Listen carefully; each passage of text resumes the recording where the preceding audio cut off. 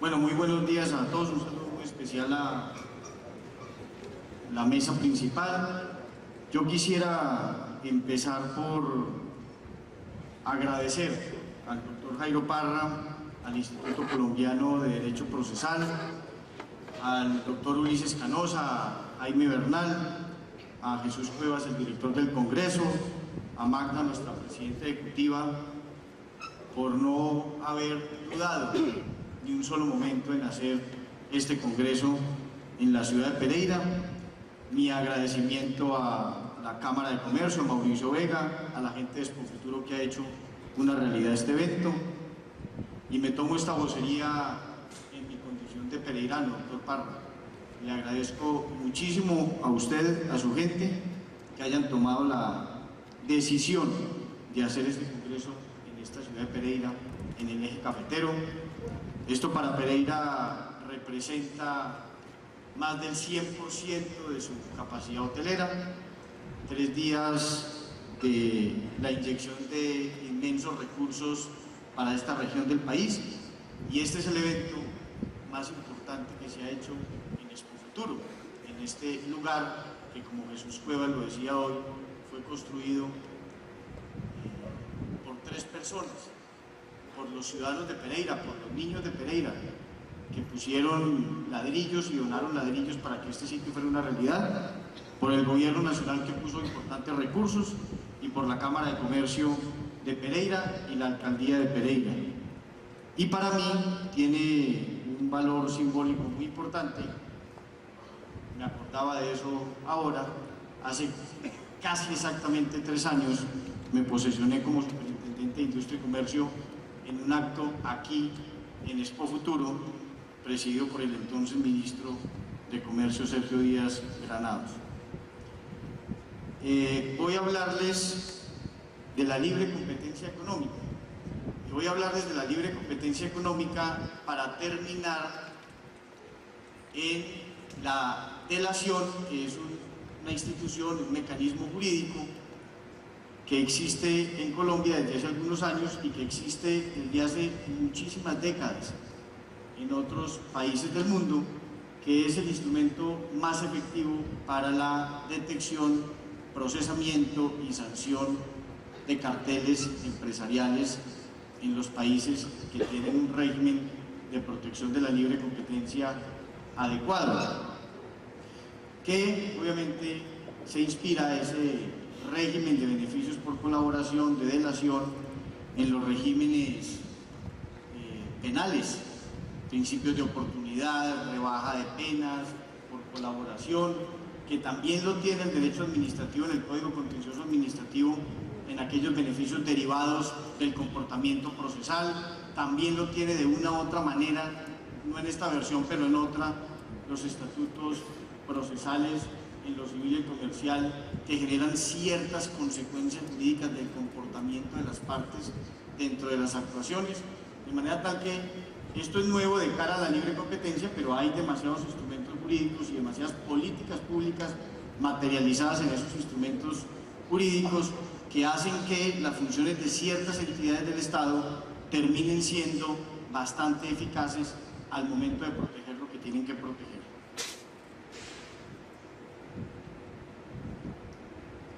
La libre competencia, como lo vamos a ver más adelante, es un derecho colectivo. Luego, resulta muy importante lo que el profesor Lorenzo Bucosa nos decía. Se refirió fundamentalmente a los derechos de los consumidores. No lo voy a hablar mucho de libre competencia, pero obviamente uno de los beneficios de la libre competencia, o las razones de ser de la libre competencia, es la protección de los consumidores. Él hablaba de que se trataba de un derecho colectivo. Nuestro ordenamiento jurídico reconoce desde la Constitución Política de Colombia a la libre competencia como un derecho colectivo. Lo dice en 2 artículos, en el artículo 333, en el artículo de la acción popular, lo dice en la ley 472 del 98. Entonces vamos a hablar de la libre competencia, que es un derecho colectivo, y en esa medida hay que darle el enfoque que corresponde. En esta primera diapositiva me tomé el atrevimiento de comparar lo que pasa en el mundo del deporte con lo que pasa en el mundo empresarial. y el tema es competencia por rivalidad.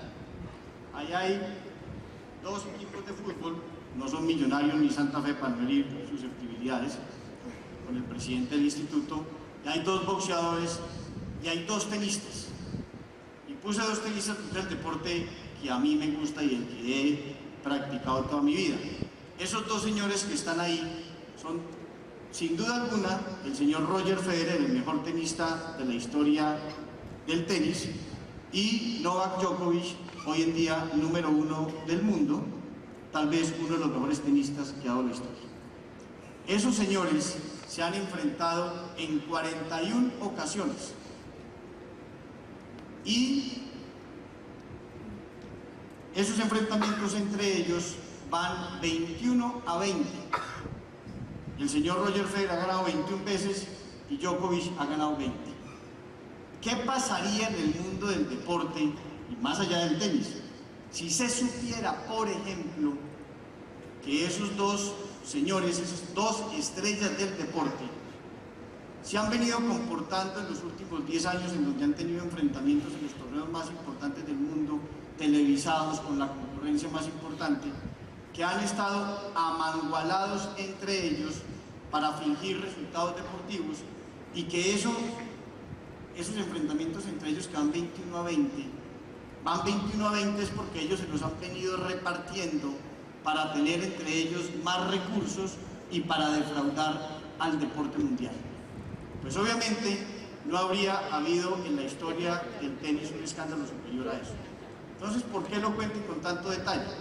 Porque eso es lo que pasa en el sector empresarial cuando unas empresas, por ejemplo en la modalidad de la cartelización empresarial, se reúnen entre ellas, se amangualan entre ellas, concertan entre ellas condiciones o características de precios, repartición de mercados, cuotas de producción, bajan los precios, quiebran a un competidor, vuelven y lo suben, o sea, son predatorios, etc. Cualquier manifestación de un cartel empresarial, pues estaríamos en presencia de una conducta absolutamente reprochable, tan reprochable como la que tuviéramos que reprocharle a esos dos jugadores si estuviesen en eso, si supiéramos que estuvieran en eso, y la sanción para esos dos jugadores seguramente sería quitarle todos los títulos obtenidos en la historia. La sanción sería no volverles a permitir coger una raqueta de tenis, etc. Aquí la pregunta es, ¿cuál es la sanción lógica que debemos imponerle a unos empresarios que se cartelizan, que se amangualan en el mercado para falsear las condiciones de un mercado en detrimento de lo que yo les voy a decir, que es finalmente lo que protegemos, que es la libre competencia? ¿Qué es la libre competencia? La libre competencia es la columna vertebral de una economía de mercado. Nosotros adoptamos como sistema económico el tener una economía de mercado, y la libre competencia es la columna vertebral de ese sistema. Miren lo que dice la Constitución Política, artículo 333. La libre competencia económica es un derecho de todos que supone responsabilidades. Y entonces uno se pregunta, y si la Constitución dice que es un derecho de todos, ¿qué está diciendo? Pues que es un derecho colectivo. No, ninguna otra lectura tiene. ¿Y eso qué quiere decir? Que cuando alguien viola la libre competencia, que cuando la Superintendencia de Industria y Comercio, como autoridad única de inspección, vigilancia y control de policía administrativa económica, formula pliego de cargos contra uno o varios empresarios por infracciones al régimen de la libre competencia o los sanciona, les está diciendo, señores, a las personas a las que le estoy imputando realizar esa conducta o las que he sancionado, si las estoy imputando, les estoy sancionado por violarle o presuntamente violarle un derecho que le pertenece a todos y cada uno de los colombianos. Aquí hay 2.500. Luego, estas decisiones no tienen que ver con unos problemas necesariamente de unas empresas, sino con unas conductas que presuntamente o declaradamente terminan violentando los derechos de todos nosotros, los que estamos aquí, los que estamos afuera, de mi mamá, de la mamá de todos ustedes y de todos los empresarios que concurren al mercado colombiano. Luego, la tarea que tienen las autoridades de protección de la libre competencia es defender un derecho colectivo, un derecho, repito, que nos pertenece a todos y cada uno de nosotros. ¿Qué dice la OSD? Ese grupo de 34 países al que Colombia quiere ingresar, que son los países que diseñan buenas políticas para buenas vidas, mejores políticas para mejores vidas. El club de los países del buen gobierno. Esto no lo dice el superintendente de Industria y Comercio, lo dice la OSD. La cartelización empresarial es la conducta más escandalosa en la que puede incurrir un empresario. ¿Y eso qué quiere decir? Que cuando entonces, a ojos de la OSD, alguien viola la libre competencia en la modalidad de la cartelización, está haciendo lo que uno jamás pensaría que se hubiese atrevido a hacer.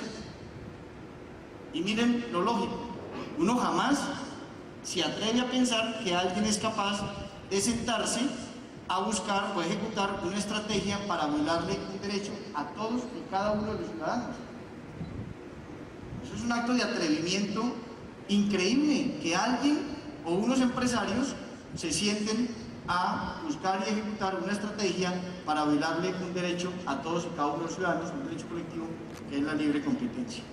Michael Porter dice: el éxito de una economía, el éxito del buen funcionamiento de un sector empresarial dentro de un sistema económico de libre empresa, en un sistema económico de libre mercado, es primero rivalidad, segundo rivalidad y tercero rivalidad. Luego, la única forma, según él, para que esto funcione y funcione nuestro sistema económico, es que las empresas entiendan que genéticamente, en su ADN, en su composición de ADN, son personas diseñadas genética o empresas diseñadas genéticamente para competir, como está diseñado genéticamente el señor Roger Federer o el señor Novak Djokovic para competir. Lo mismo tienen que ser las empresas. ¿Cómo se viola la libre competencia? Hay 4 modalidades de violación. Los acuerdos anticompetitivos o colusiones o cartelización, cualquier palabra es posible utilizarse técnicamente.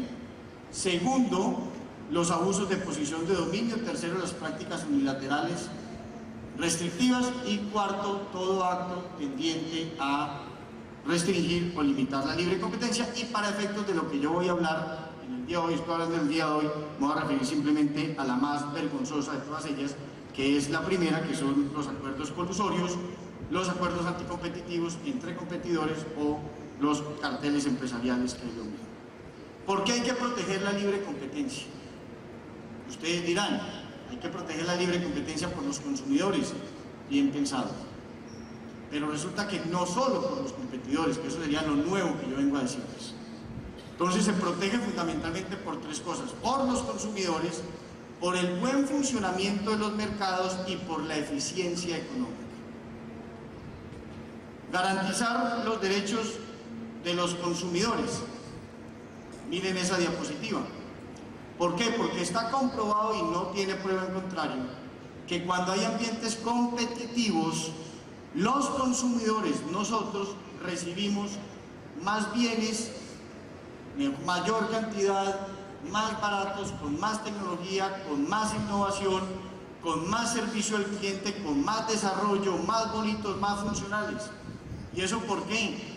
Porque unos señores que están en el mercado haciendo provisión de bienes y servicios tienen en la competencia un fantasma, y ese fantasma le habla todos los días al oído a ese empresario diciéndole: hazlo mejor, porque de pronto el fantasma lo está haciendo mejor que tú. Y si lo hace mejor que tú, está teniendo mejores productos, más baratos, con más tecnología, con mejor servicio, y te va a quitar los clientes. O no vas a poder nunca quitarle los clientes. Entonces, en ese proceso de varios agentes del mercado y un fantasma, ¿quiénes son los más beneficiados? Pues uno. ¿Por qué? Porque esos señores están trabajando todos los días desde las 5 de la mañana para enamorarlo a uno como consumidor. Ahora, eso no termina ahí. ¿Por qué hay que proteger la libre competencia? Parte de un pilar fundamental. Entre más competidores, mejor para los mercados, porque más rivalidad hay y más competencia hay. ¿Y qué pasa cuando hay mercados, por ejemplo, en donde hay cartelización empresarial? Nadie quiere invertir en ese sector de la economía, nadie quiere invertir en un sector de la economía en donde, por ejemplo, hay un operador dominante que abusa de su posición de dominio impunemente. Si no tenemos empresas, si no hay competencia, no tenemos competitividad. ¿Y eso qué significa? Que solo teniendo ambientes competitivos vamos a poder tener empresas que tengan buenos productos, por ende ser competitivas. ¿Competitivas frente a qué? Competitiva frente a empresas que operan en otros países que van a competir con los productos nacionales cuando nosotros decidamos invertir a esos países. Si nosotros exportamos basura, no vamos a vender absolutamente nada en ningún otro en otro país, fruto de la globalización de la economía, de la firma de tratados de libre comercio. Luego, la competencia es un factor generador de competitividad, y la competitividad de éxito empresarial buscando otros mercados o resistiendo la entrada de otros competidores extranjeros al mercado nacional. Por esa razón hay que proteger la libre competencia. Y miren esto, hay que protegerla por la eficiencia económica. Miren este ejemplo. La OECD y varios países del mundo y varias universidades del mundo y varias agencias internacionales han hecho estudios sobre el impacto económico de los carteles en las economías. ¿Y a qué conclusión han llegado? Han llegado a que cuando hay carteles de precio, por ejemplo, los precios al consumidor se incrementan entre un 10 y un 60%, y que el promedio de aumento de precios es del 30%. Entonces miremos el siguiente ejemplo, que se parece a varios de los casos que hoy en día la superintendencia investiga, en los numéricos que me estoy refiriendo, o que eventualmente se han sancionado en el pasado. Pensemos en un sector oligopólico en donde hay 5 jugadores, 5 empresas. Esas empresas venden cebolla, y los ingresos de esas 5 empresas en cebolla representan 1 billón de pesos. De esas 5 empresas, 4 empresas hacen parte del cartel empresarial. Quiere decir que ellas, y tienen una participación de mercado conjunta del 90%. Quiere decir que del billón, ellas percibieron 900.000 millones de pesos. Si usted le aplica la regla general que los precios se incrementan un 30%, saca como conclusión que el 30% de lo que ellas recibieron es un sobreprecio que fue recibido fruto de un acto ilegal que es la cartelización, que en circunstancias de no cartelización no los hubiesen recibido. Matemáticas de colegio, 3 por 9, 27, 270.000 millones de pesos, en el ejemplo que estoy poniendo, se presumiría percibieron esas sociedades de manera ilegal. Y uno se preguntaría, bueno, ¿y cuál es el problema? Si fueron superavispados, ¿cuál es el problema? Es que ahora en Colombia o en cualquier parte del mundo es pecado ser rico. No, ese no es el problema. El problema para la economía es que 270.000 millones de pesos que estaban en manos de los colombianos, en el bolsillo de los colombianos, llegaron a ese sector de la economía fruto de una cartelización y no fruto de las reglas de la oferta y la demanda, y por ende 270.000 millones de pesos de la economía no llegaron a las manos de otros empresarios. Es decir, en el ejemplo que estoy poniendo, el pueblo colombiano fue ineficiente porque se gastó 270.000 millones de pesos en cebolla que le hubiesen podido servir para adquirir otros bienes y servicios, cilantro, perejil, yuca, carne, papa, teatro, etc. Ese es el problema para la economía. Es un tema de eficiencia de recursos. Suma superior a los 25 millones de dólares para los invitados extranjeros que saben de esto y se ríen de la capacidad sancionatoria de hoy, porque saben que en Europa y en Estados Unidos, que son muy inteligentes y viven persiguiendo décadas la cartelización empresarial, no tienen un límite sancionatorio en una suma fija de dinero, sino en unos topes máximos en relación con los patrimonios, los ingresos operacionales, las ventas del producto que están involucradas en los carteles empresariales. Y por eso la Superintendencia con el Ministerio de Comercio radicó hace 2 semanas un proyecto de ley en el Congreso simplemente para traernos el modelo sancionatorio europeo y el modelo sancionatorio americano a la hora de sancionar, por ejemplo, carteles empresariales. ¿Qué ha pasado en Colombia? Carteles sancionados. En el año 2005 el cartel del arroz, en el año 2010 el cartel del azúcar, en el año 2010 el cartel del cemento, en el año 2009 el cartel del cacao. ¿Qué multas les impusieron los superintendentes de industria y comercio del momento?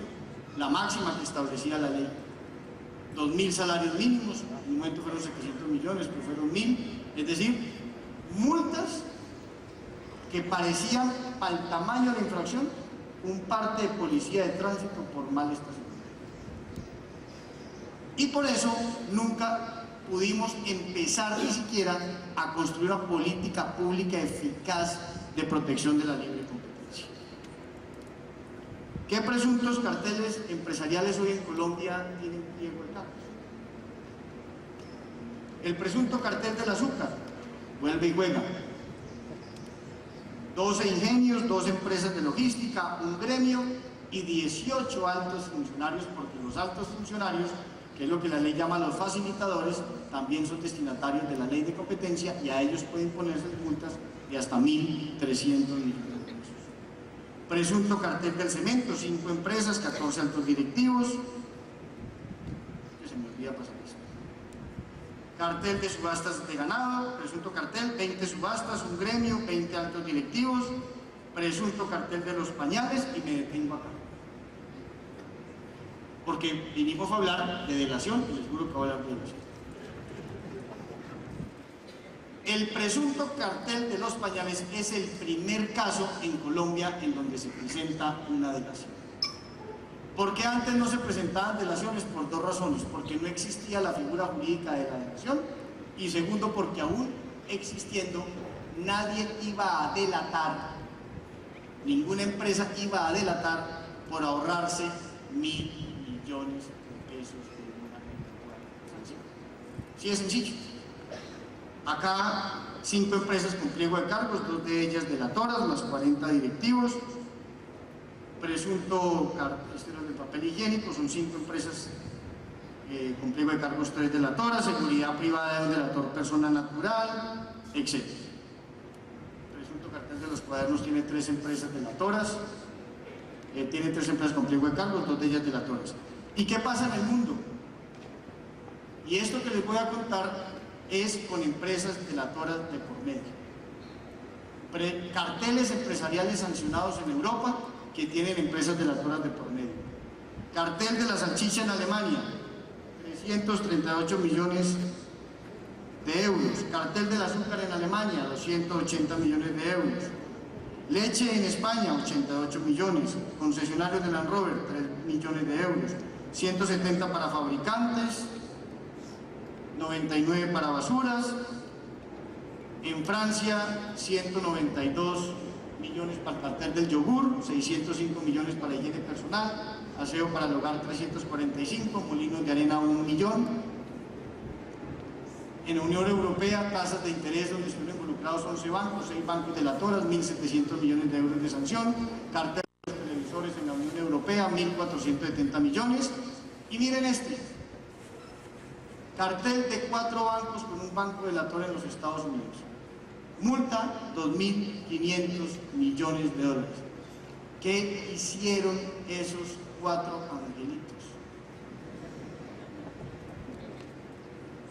Durante varios años se sentaron a manipular la tasa de cambio del dólar y el euro. Háganme ese favor. Tiene que creerse uno dueño del mundo para sentarse a manipular la tasa de cambio del dólar y el euro durante varios años en Estados Unidos. La delación está prevista en el artículo 14 de la ley 1340 del año 2009, que es la última ley de competencia en Colombia, y en un decreto recién expedido, que es el decreto 1523 del 2015, que reemplaza a un decreto que se expidió por allá en el año 2010 y 2011. ¿Por qué? Porque se probó que ese decreto, que se había hecho en frío porque no había habido ningún caso de delación, una vez se presentaron casos de delación, había que hacerle un ajuste y por eso en julio, el 19 de julio de este año se expidió un nuevo decreto. ¿Qué es eso de la delación? Pues es uno de los tantos nombres que en el mundo se le ha dado a algo que se llama los programas de beneficio por colaboración o los programas de clemencia, leniency en inglés, que significa indulgente, clemente o benevolente, o programas de delación. Y miren lo diciente el nombre que este programa tiene en algunas jurisdicciones, en algunos países. Programas de clemencia. ¿Y a qué me refiero? Porque ese nombre gráficamente me permite dar esta explicación. Una empresa que, según ella, hace parte de un cartel empresarial y porque cree que la van a detectar y por ende a sancionar, o porque sabe que la están investigando, acude ella voluntariamente ante la autoridad de la competencia, le hace en Colombia Superintendencia de Industria y Comercio, y dice: yo les ayudo, pero sean clementes conmigo, sean benevolentes conmigo, ¿ya? Va ante la autoridad a pedir clemencia. Y lo mismo ocurre en Colombia bajo el nombre de los programas de beneficios por colaboración. ¿Qué tiene que hacer un delator? Un empresario, una empresa delatora, que hace parte o presuntamente hace parte, según ella, de un cartel empresarial. Tiene que hacer tres cosas, que son necesarias, pero no suficientes para poder acceder al programa de beneficios por colaboración, pero son necesarias. Lo primero, tiene que confesar que hace parte del cartel empresarial, tiene que decir quiénes son parte del cartel empresarial, desde cuándo existe el cartel empresarial, cómo funciona el cartel empresarial, la modalidad del cartel empresarial. Y lo segundo, tiene que adjuntar pruebas que lo incriminen, que lo autoincriminen. Tiene que ofrecer testimonios de sus empleados, adjuntar documentos, correos electrónicos, las pruebas económicas que tenga, para que la autoridad le vaya creyendo que en realidad sí hace parte de un cartel empresarial. Y lo tercero, tiene que adjuntar pruebas que incriminen a los demás miembros del cartel. Y todo eso tiene que generar un plus para la investigación. Si la autoridad recibe todo eso y no le genera un plus a la investigación, no habrá la suscripción de ningún acuerdo de beneficios por colaboración, porque lo que le dijo a la autoridad no le sirvió a la autoridad, o la autoridad sencillamente ya lo tenía. Podrá recibir beneficios por confesión, pero no podrá recibir beneficios por la delación. ¿Cuáles son los beneficios? Miren, se llama programa de beneficios por colaboración. Quítenle la palabra programa, quedan beneficios por colaboración. ¿Y eso qué significa? Que uno colabora y obtiene un beneficio. Eso solo funciona en la medida en que el beneficio sea real, es decir, el incentivo para el delator es el beneficio. Si el beneficio es muy poco, no tiene incentivo y por ende no va a colaborar. Cuando hay gran capacidad sancionatoria, entre más alta sea la capacidad sancionatoria, hay más incentivo para colaborar y por ende más capacidad generará más delatores. El beneficio para el primer delator, aquí juega la regla: primero en el derecho, primero en el tiempo. El primero que se acerca ante la autoridad y recibe y suscribe, marca su ingreso al programa y efectivamente suscribe el acuerdo de beneficios por colaboración, tiene como exoneración el 100% de la eventual sanción. Es decir, la investigación seguramente terminará para él sancionado, multado y exonerado de pagar, y quedará con antecedente de haber violado la libre competencia en Colombia. Para el segundo delator, el incentivo será desde el 30 hasta el 50%. Y para el tercero, de hasta el 25%, y de ahí en adelante hasta el 25%.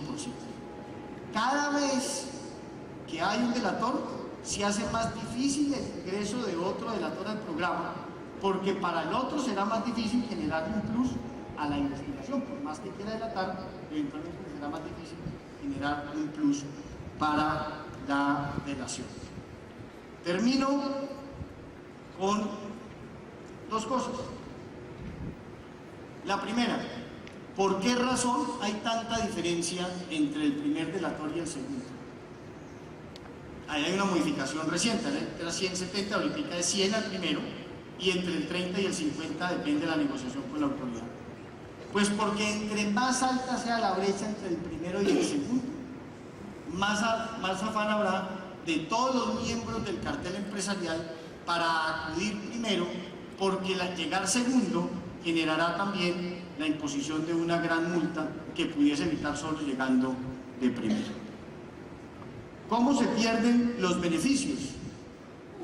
Los beneficios se pierden si yo como delator firmo el acuerdo y dentro de la investigación me echo de para atrás. Es decir, empiezo a controvertir los hechos por los que me formularon pliego de cargos y empiezo a controvertir los hechos de la investigación. Obviamente, eso quiere decir, perdónenme la expresión, que el delator reculó. Y si el delator hace eso, el delator termina entonces, obviamente por fuera del programa de beneficios por colaboración. No colabora con la investigación, pierde los beneficios. Desatiende los requerimientos de la autoridad, pierde los beneficios. Destruye pruebas, obstaculiza la investigación, pierde los beneficios. Cuando se prueba que el delator es el instigador del cartel, él durante la ejecución del cartel amenazó a todo el mundo, fue el que creó el cartel, los amenazó con represalias comerciales, etcétera, y por ende terminó siendo el promotor, pierde los beneficios. Y obviamente pierde los beneficios si la autoridad comprueba que ese delator siguió involucrado en los actos de cartelización. Termino 2 segundos diciendo, la delación es el instrumento más efectivo para perseguir, detectar carteles empresariales, y entre más alta sea la capacidad sancionatoria del Estado, más posibilidad de delaciones, porque más incentivos hay para poder delatar e ingresar a un programa de beneficios por colaboración. Muchas gracias. Muchas gracias a la ministra.